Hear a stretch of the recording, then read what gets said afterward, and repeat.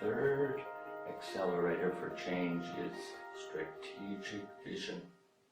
Now, the mistake many managers make during most change programs is that they start the change process from the strategic vision stage.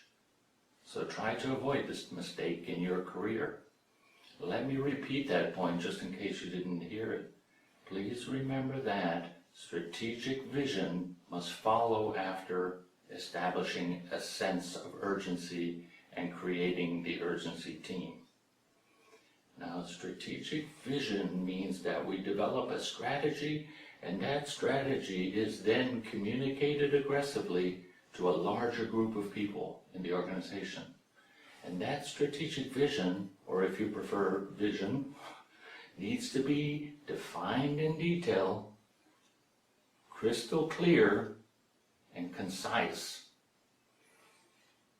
That's important because people need to understand it and internalize it. And a very important part of the strategic vision, according to Cotter, is that one must create and define the specific initiatives or actions which are essential and necessary to reach small milestones throughout the whole change process. And those small milestones, or think about the different camps on Mount Everest, are the points during some progress when it is achieved, or some of the activities are completed in the change program. Progress is achieved, activities are completed. Small milestones are very important because when the organization achieves one small step at a time, that helps direct the organization to its end goal. And progress is also important because, as we all know, everyone likes to make progress. The fourth accelerator in Cotter's change model is the volunteer army. John Haywood, the English poet, once said, "Many hands make light work." Well, Haywood's quote is especially true for successful change in organizations because to achieve successful change, you must enlist a volunteer army or many hands. And you must do this because many hands lighten the work. So it's the role of the urgency team to communicate regularly and clearly the strategy, vision, and initiatives to the volunteer army. And the goal in all of those actions is to gain buy-in or personal ownership to the idea of change from the members of the army.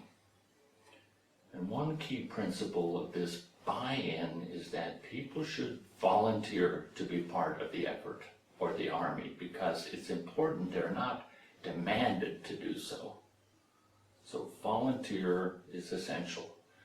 And the reason that volunteer is essential is that the volunteer army are the ones that put the change into action. And those volunteers must drive many of the short-term wins and early change efforts. And if they're not volunteers, they're unlikely to achieve the wins. Volunteers must therefore have a want to versus have to attitude. That's important. I want to versus I have to. So please remember that having a want to attitude is critical throughout all of the 8 accelerators and not just in the early stages. Want to is important because people who have a want to attitude are excited about pursuing change above and beyond their daily job. That means you as a manager, you're on your way to successful change if you can get people want to. And this is mostly because the volunteer army wants to do it and they will make it happen.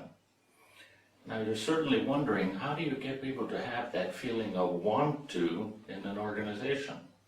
Well, Professor Cotter has some suggestions on how to do that. The first suggestion is that you must create sustainable, infectious, and viral change, as opposed to change that comes out of a toolkit and is just trying to grind through the process. And we must remember that the way we inspire people to want to is fragile, so we have to be careful how we manage that.